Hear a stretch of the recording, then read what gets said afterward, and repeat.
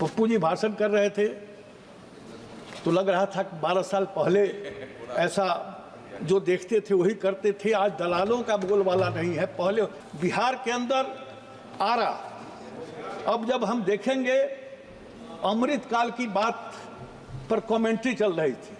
अब आरा पहला स्टेशन है जहां बिहार में जो अमृत स्टेशन है वो आरा बन रहा है, वर्ल्ड क्लास बन रहा है, जिसको आसपास के गांव से लोग देखने आते हैं आरा के अंदर।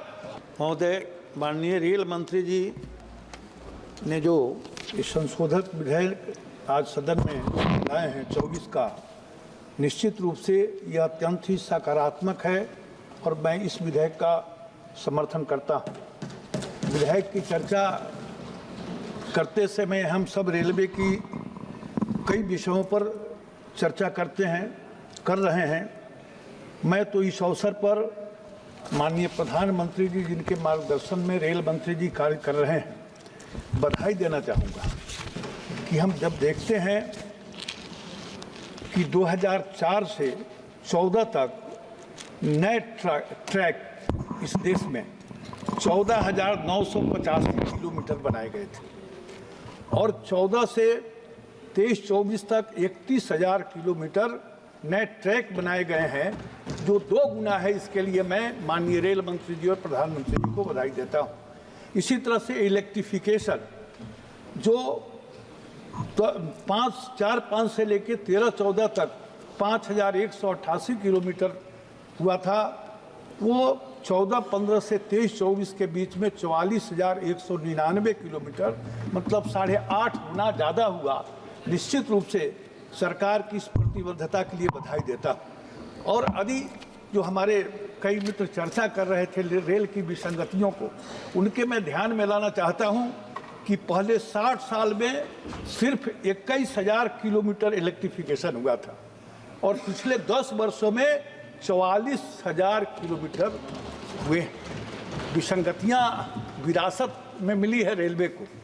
पप्पू जी भाषण कर रहे थे तो लग रहा था कि 12 साल पहले ऐसा जो देखते थे वही करते थे। आज दलालों का बोलबाला नहीं है। पहले होटल उसके लिए बुक रहते हैं हर विभाग में।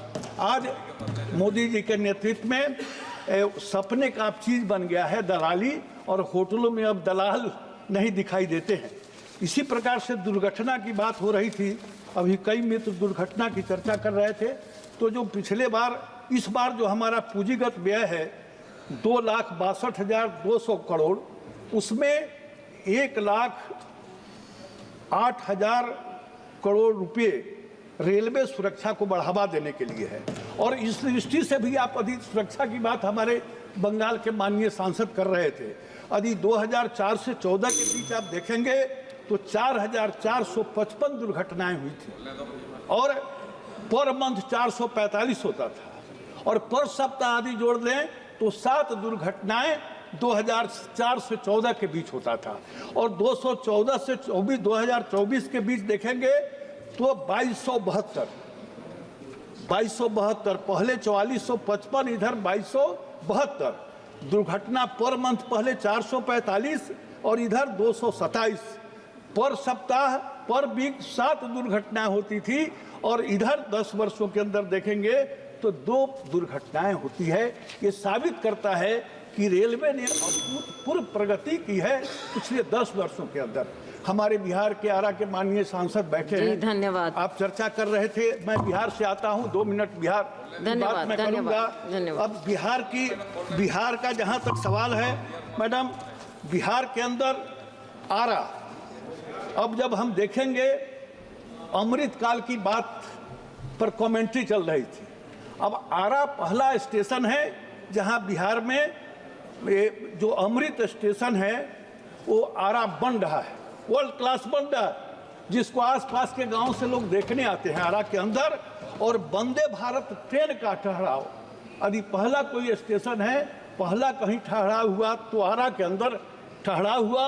और इस प्रकार से बिहार की जनता की ओर से मैं निश्चित रूप से आपको बधाई देना चाहूँगा कि हमको बिहार को 9 से 14 के बीच में 1,132 करोड़ का रेलवे को आवंटन। धन्यवाद। रेलवे विकास राधा मोहन जी, आप बहुत सीनियर मेंबर हैं। 2009 से 2014 तक, और 2024 से 25 तक 10,000 करोड़ रुपए का आवंटन मिला है। धन्यवाद। 1,000 करोड़, 10,000 करोड़। इसी तरह से जो नए ट्रैक बने 14 तक, 9 से 14 तक 64 किलोमीटर और 14 से 24 तक 167 किलोमीटर। तो बिहार ही नहीं, पूरे देश के लिए रेलवे ही एक मंत्रालय है।